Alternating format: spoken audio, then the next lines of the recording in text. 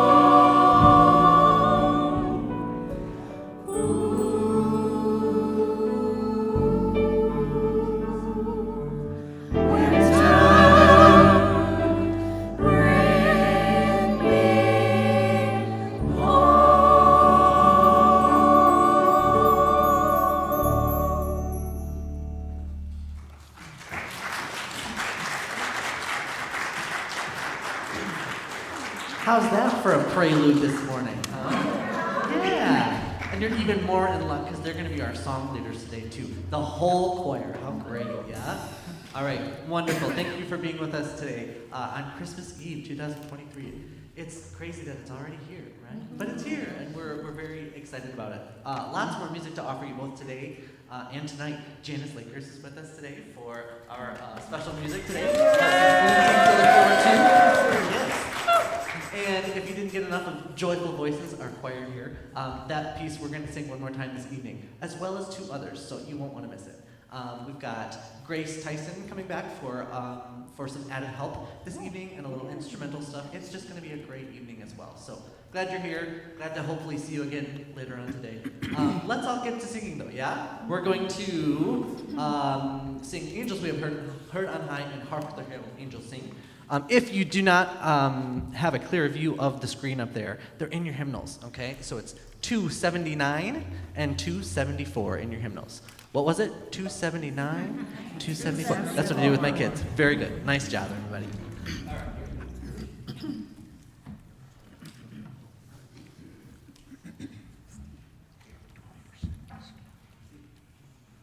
right.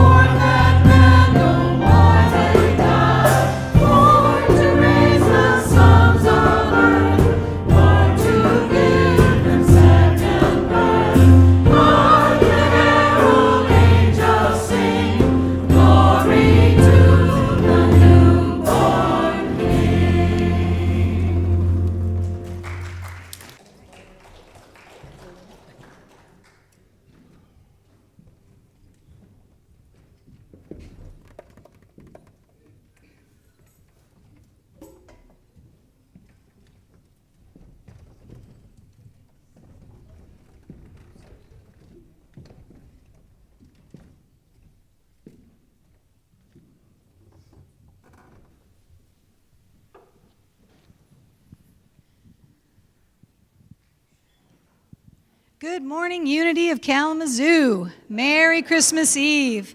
I am very, very merrily blessed Beth Odekirk on a platform this morning.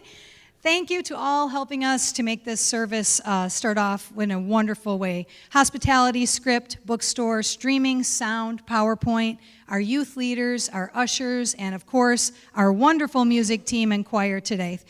If this is your first time joining us, you are in for a treat. Thank you for being here with us today. We would love to have you fill out an information card that you will find in the pew pocket, somewhat like this. And if you return it to an usher as you leave, we have a small gift for you. Our announcements today. Today is the fourth Sunday of Advent, and our speaker is our very own Reverend Judy Pilot. We also have special music from our very own Janice Lakers. Tonight at 5 p.m. is our candlelight Christmas Eve service with special music guests, including Unity's Joyful Voices. So come back for that. And as we wrap up the year, New Year's Eve, we have a service with our Burning Bowl service, followed by the White Stone service on January the 7th. Check out the calendar on our new updated website and subscribe to our e-zine to stay up to date with everything happening. Now, let's center ourselves in the spirit of the season in saying our mission statement. Together, as an all-inclusive community, we awaken to spirit, grow into our souls, and build a better world. And our vision statement, we celebrate a world of ever-awakening consciousness, abundance, peace, and love for all. Our core values at Unity of Kalamazoo: love, authenticity, stewardship, oneness, and playfulness. And now our land and labor acknowledgement. Our spiritual community acknowledges Black, Indigenous, and people of color whose lands and labor were forcibly taken.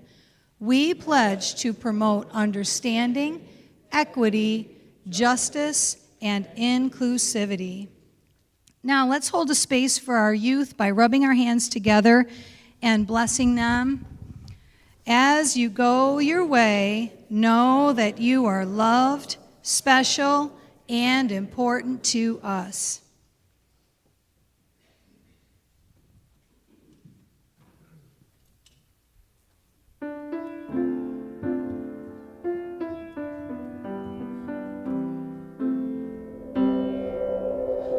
In the midst of his seekers, God will always be.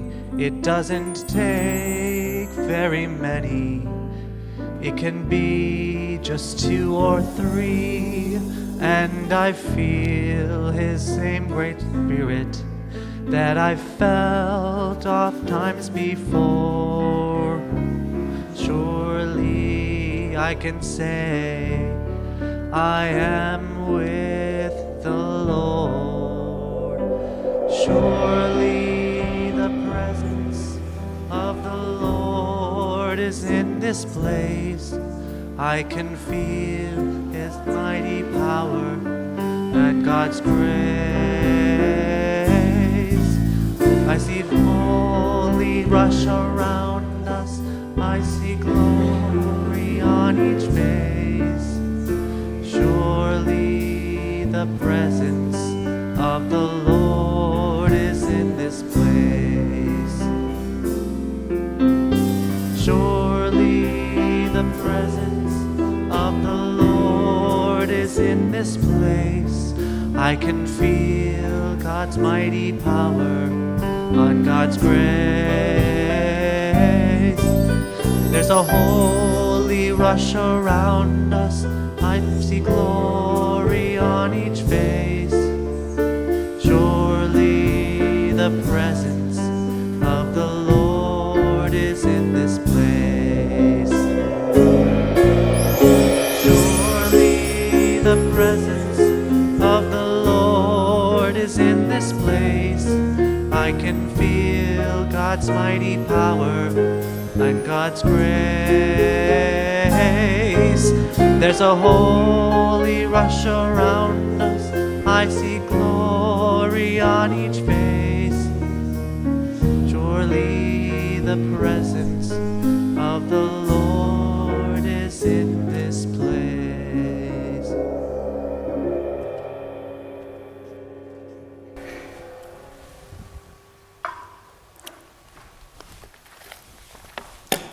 Good morning, everyone. And what a morning it has been. Just great to have this energy and this light and all of this joy of the Christmas season in this room surrounding us here this morning. And as we prepare to light the last candle on the Advent wreath, it is the candle that signifies joy. And I could think of no one better than one of Unity's joyful voices to be the person to light the candle here this morning. And so, Stephanie Carnego has agreed to do that for us. And you're going to light the pink candle with this magic thing. Isn't that cool? There's like no flame. It's just an electronic thing. And there we go. Thank you, Stephanie. So clearly the word for today is joy. And the daily word is a reflection of Christmas Eve memories. Christmas Eve brings back memories of childhood anticipation. What's in the packages under the tree? What other goodies are there going to be on Christmas morning? Now I relish the anticipation of the joy my gifts will bring as I watched my loved ones open their presents. This joy blooms in my heart as the Advent season draws to a close, and I prepare to receive my most precious gift of all, the rebirth of the Christ within. I still my mind and become present. I contemplate the awe of the shepherds as they heard of Jesus' birth. I think of the veneration of the kings who traveled to honor him. I surrender to my feelings of awe and reverence, preparing for the joyous rebirth of light and love within me. And from Luke chapter 2, verse 10, but the angel said to them, "Do not be afraid, for see, I am bringing you good news of great joy for all the people."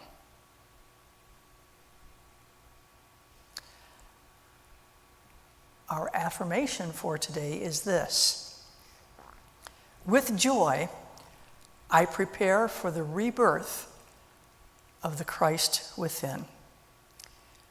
And I'll say that once more and then invite you to join me the third time. With joy, I prepare for the rebirth of the Christ within. Together, with joy, I prepare for the rebirth of the Christ within. And so, I invite you now just to really and truly take some time to get centered and to calm your breathing and your thoughts and just bring down the energy level that we have been experiencing so far this morning into a bit of a quieter space. A space in which we can reflect and contemplate. we take these few quiet moments to reflect on our Advent journey so far this season, our spiritual journey to Bethlehem, if you will.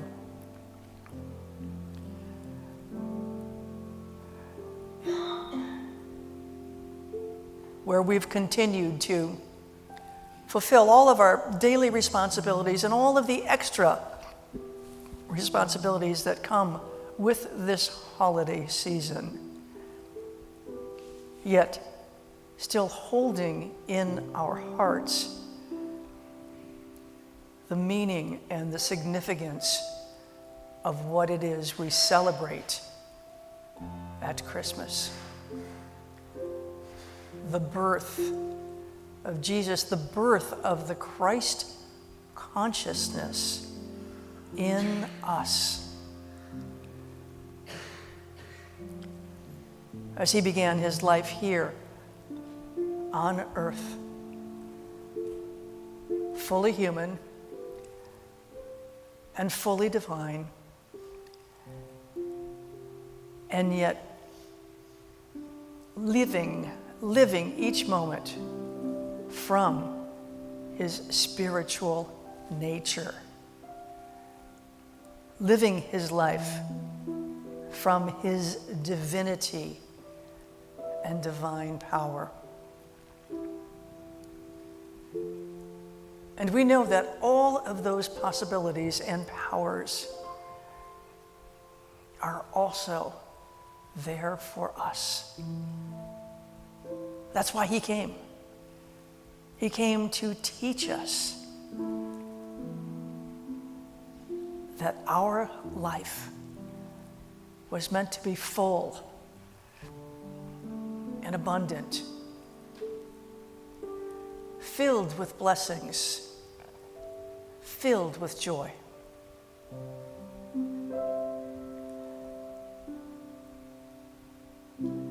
And that troubles and worries and anxieties and hardships could be overcome, first and foremost by seeking to go within, to connect with our divine nature, to breathe out everything in the way of living from our divine nature.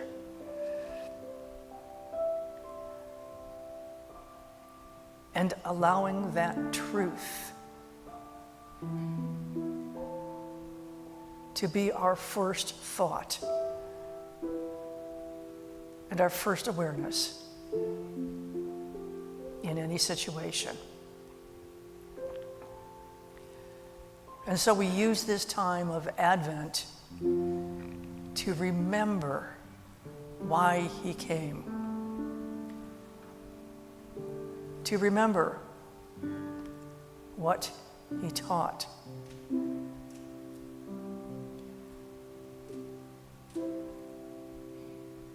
and to allow ourselves to be born again into that awareness and that truth, to once again make way for the birth of the Christ consciousness in us. And so I invite you now to take just a few moments in the silence to remember why he came, why we are here, and how best we can live from that centered divinity.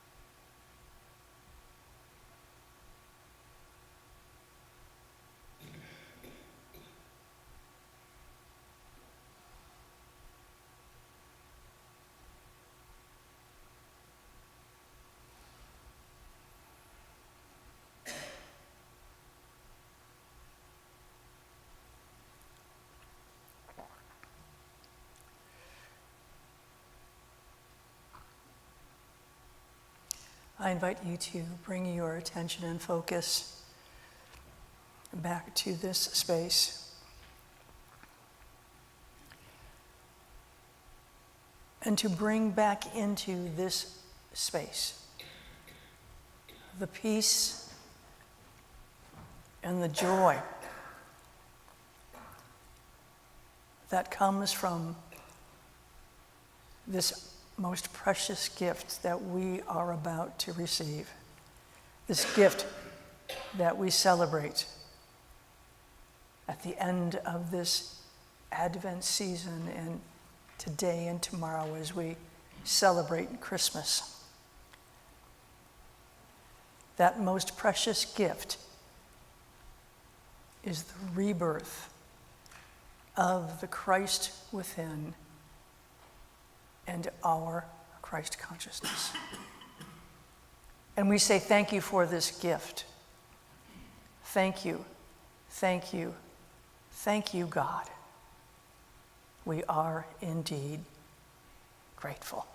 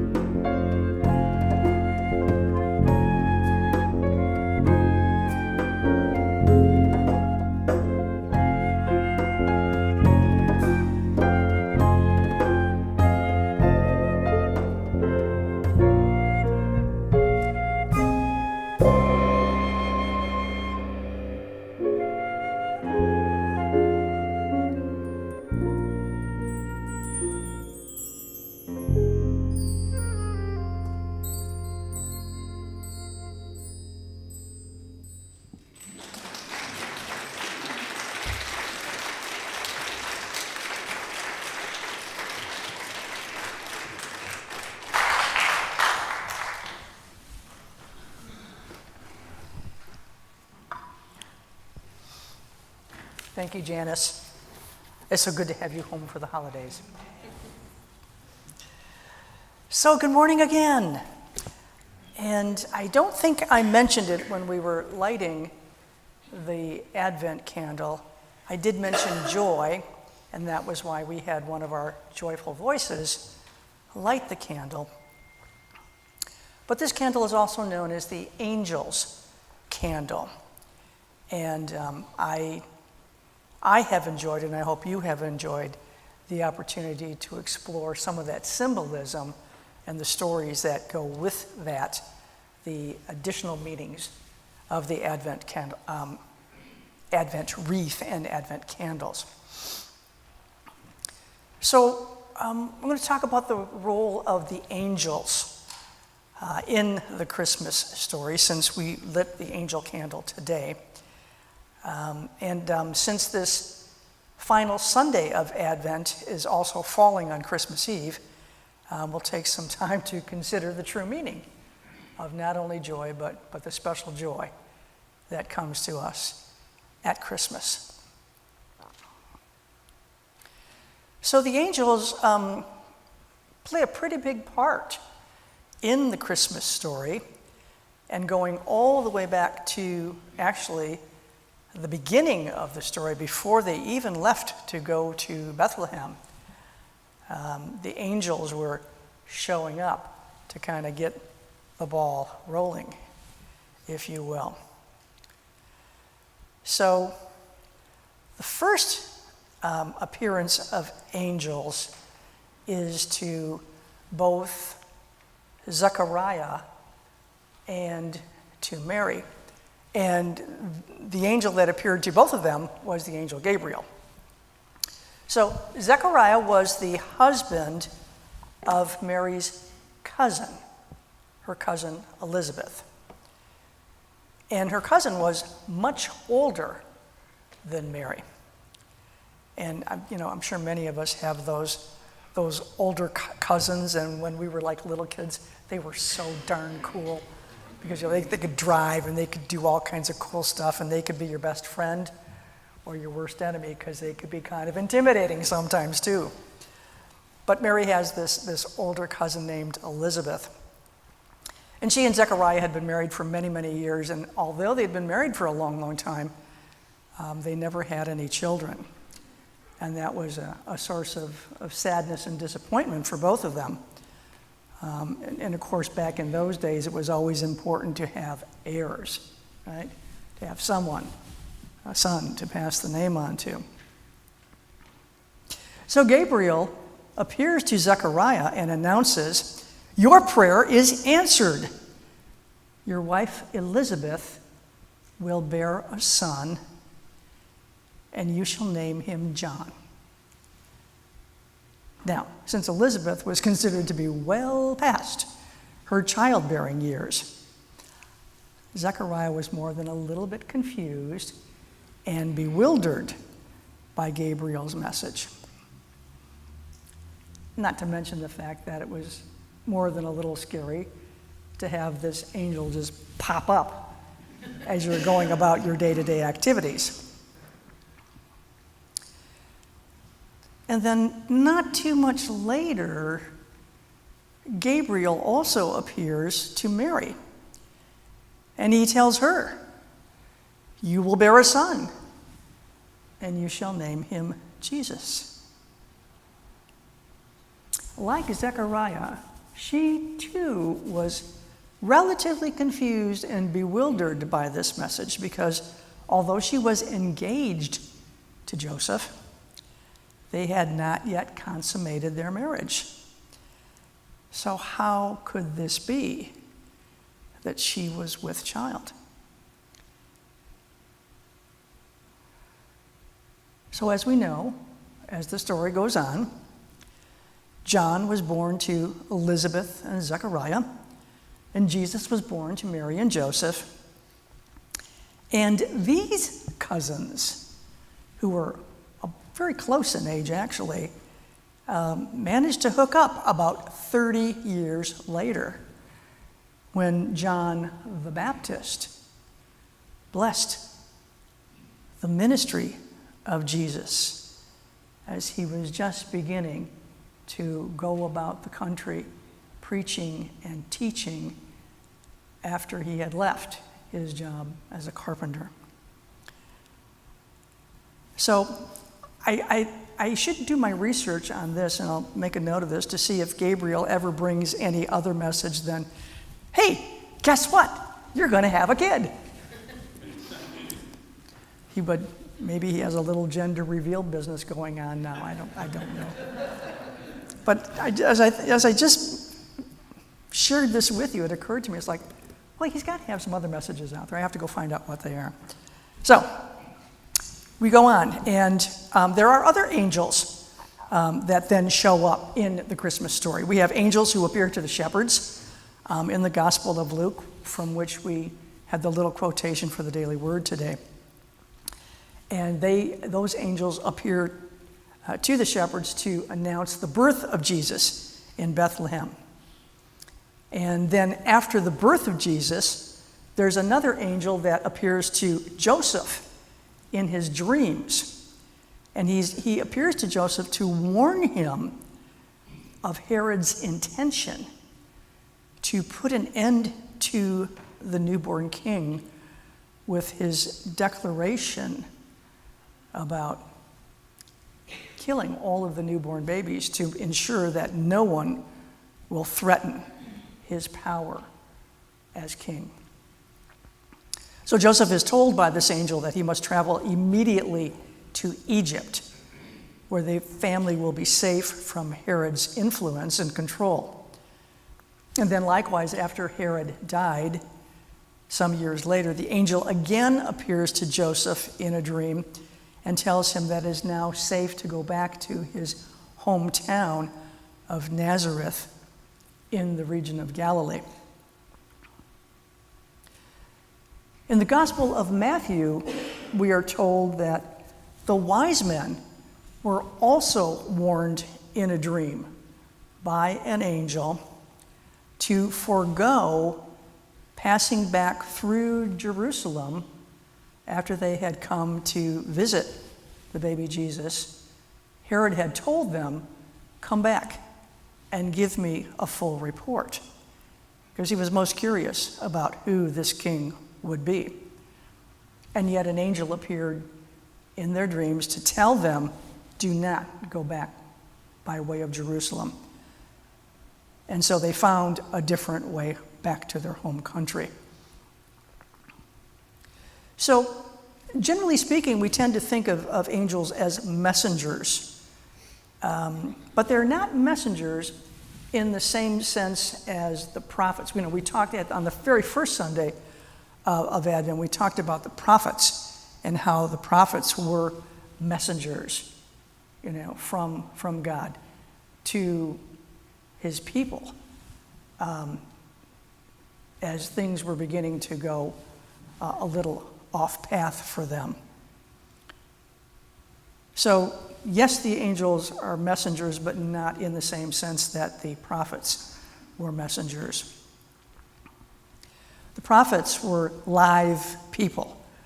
They were born, they lived, they typically hung around for some period of time, had a period of influence where they had many, many interactions with the people and with the leadership at that time, because they were typically there to keep the people encouraged and inspired and committed to following their path, and perhaps to warn or chastise leadership about the path that they were following and why it could be leading the people astray. So the prophets were, again, real folks who hung around for a long time and had a fair degree of influence. And there were, at least 30 some of them named in the Hebrew Scriptures. Angels are celestial beings, so they're very ethereal. They typically show up just like that, and they're gone almost as quickly. And more often than not, when we look through stories of their appearances in the Hebrew Scriptures, they're coming to people in dreams with messages. So In this particular Christmas story, when the angel Gabriel was speaking to Zechariah and to Mary, they were offering guidance about future events that would occur. And these were appearances by the angels. Most of the rest of the ones in the Christmas story are angels showing up in dreams, and they're showing up in the role of protectors. They're keeping the people safe by giving them a heads up. Charles Fillmore talked about angels in The Revealing Word and defined them as messengers of God, the word of truth, a reminder, a message, a heads up that we have the ability to overcome all of our limiting beliefs and limiting conditions that we are experiencing. So just as the angels came to protect and to take care of people, we, as angels, can remember and declare that truth, that we have these divine powers and divine abilities, and we can overcome limiting beliefs and situations. We don't need to wait for a Messiah. We don't need the prophets to remind us that somebody's going to come and fix it all for us. It's been done. Jesus was here. He lived his life. He gave us that example. He shared that message with us. And interestingly enough, while the angels are everywhere in the Christmas story, there's actually only 2 occurrences of angels interacting with Jesus. And both of them really kind of, I think, fit that Fillmore definition nicely, in that they're examples of the angels helping us to overcome our own personal limiting beliefs and challenging conditions. So prior to his public ministry, after Jesus was baptized by his cousin John, he went into the desert alone. And according to the Gospel of Matthew, he fasted for 40 days and 40 nights, which we all know to mean for 40 days, 40 nights. The number 40 means for as long as it takes. But he went into this period of fasting and deep contemplation. And at the end of this time, he was very weak.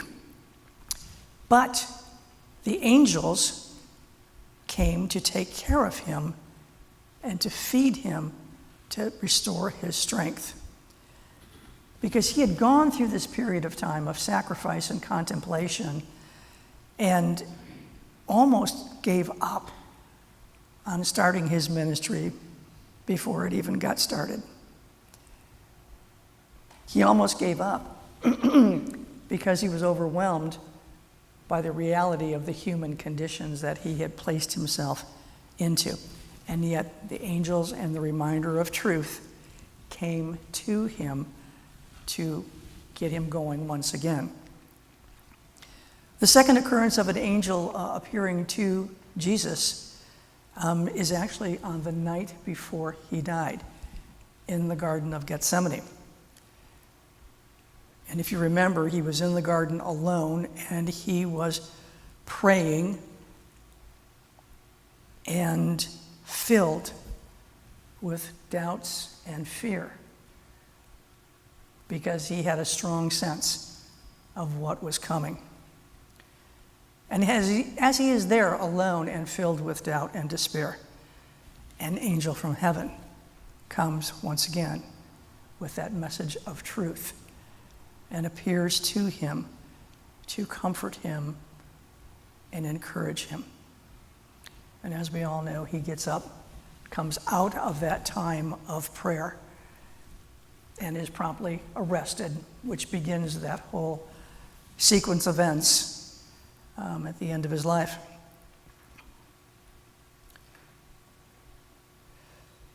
For all that time in between, that time from the beginning of his ministry to the night before he died, Jesus was fully attuned and aligned with his divine nature. His signal strength, he never lost it. There may have been a time or two where he was kind of walking around trying to find it, but that's when he always went off alone to take some time in prayer. So he never lost that signal strength. He never lost that truth of his divine nature and what he was capable of. So he didn't need the reminders and the course corrections that the angels brought to so many of the other folks in the various stories. Most of the time, the stories we get from him, the messages we get from him, what we observe of him is that he leans into and uses spiritual truth each and every day. He uses it to teach us, to inspire us, to heal us. He uses his faith and his consciousness to raise us up, both literally and figuratively. He lives his truth, and he's rarely troubled by limiting beliefs and conditions. But because he is both fully human and fully divine, he does have moments of uncertainty and fear.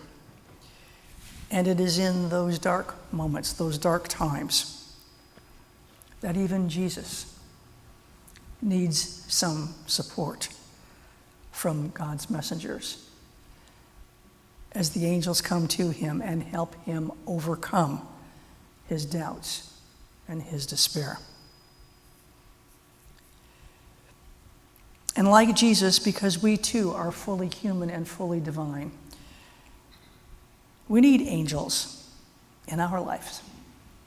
We need a messenger from God to help us overcome a limiting belief or a difficult situation, someone to protect us, someone to guide us, someone to watch over us. And those angels, when they appear to us, they remind us of our truth. They remind us of our divine nature.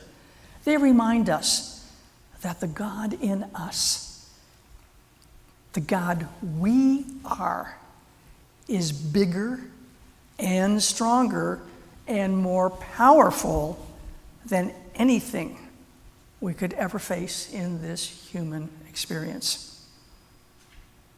Our angels remind us that nothing is impossible with God and that all of our prayers are answered. And so I want to close my time with you this morning by sharing some thoughts about joy from one of my favorite people, Reverend Teresa Burton, who is the editor of the Daily Word magazine. And she talks about, in her latest newsletter, she talks about Christmas celebrations and bright lights and shopping, and how all of that can be very joyful experiences, although it comes often on top of everything else that we've got going on in life. But as those seasonal festivities start to wind down, as we check those things off that list and kind of get them all done, she suggests to us that the joy that we're feeling kind of takes on a different feel. As the minutes start ticking down towards Christmas, we too tend to slow down and begin to sense that something wonderful is almost here. As we approach the fourth and final Sunday of Advent, we realize that we are coming to the end of our spiritual journey to Bethlehem. Our sweetest joy is the realization that the birth that we are about to celebrate on Christmas Day is still happening. It's still happening within us. It's still happening around us. And every time we look into one another's eyes, every time we look into each other's eyes and see beyond personality, circumstances, and our own wants and needs. Every time we do that and make that connection, we behold the Christ. The Christ in you, the Christ in me. And the quiet joy that fills our hearts with love, that is the joy that brings us home to ourselves, to that true, fully human, fully divine nature.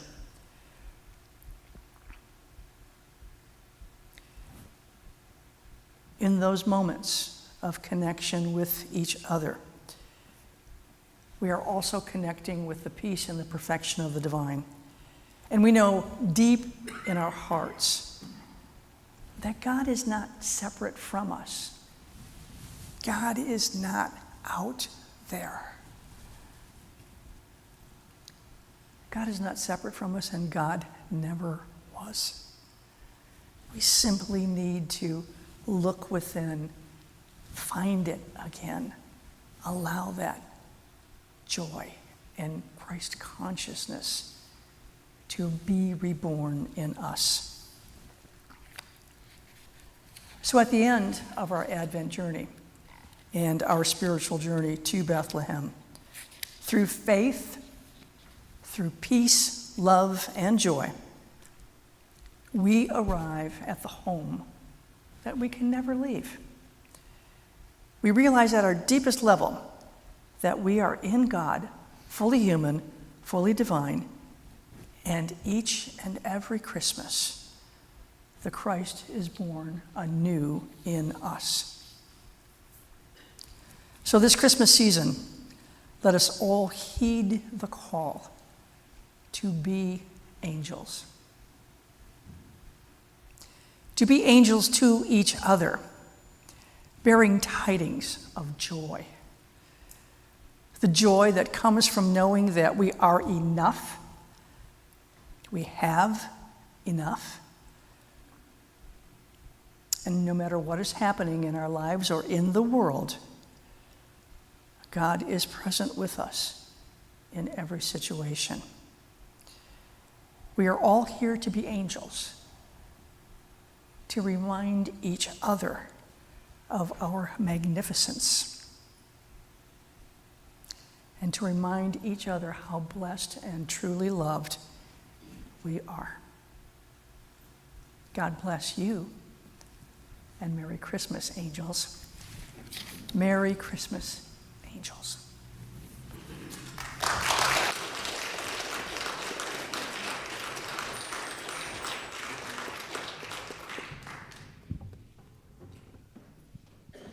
Wow. Thank you for that message.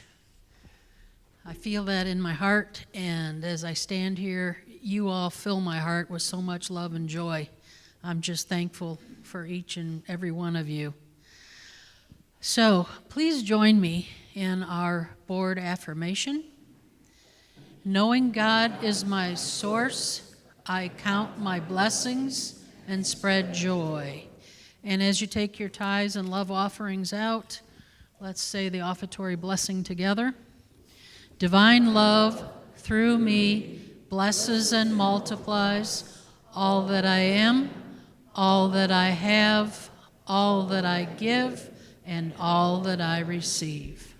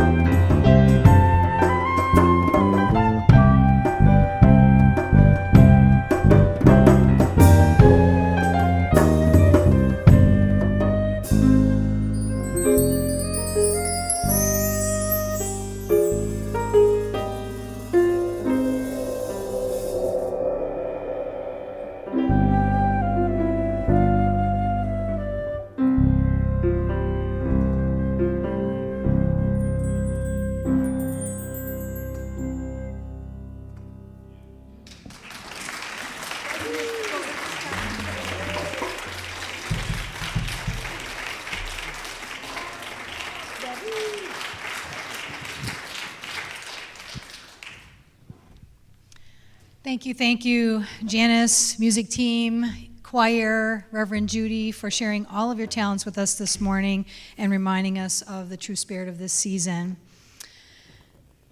Let us pray. Loving Spirit, thank you for the gifts received today and throughout the week. We also thank those of you watching and giving from home. These weekly tithes and love offerings help us to take care of our spiritual home and continue to be a positive path for spiritual living right here in Kalamazoo. And as we near the end of 2023, we hold strongly in our hearts a world at peace. Amen. And as we bring our service to a close, I invite you to please stand and join me in our prayer for protection.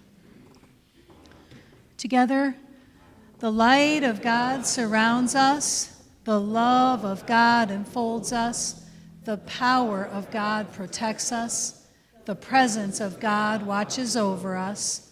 Wherever we are, God is, and all is well. And now as we close with the peace song, if you're comfortable, you may hold hands with your neighbor or just place your hand on your heart and connect within.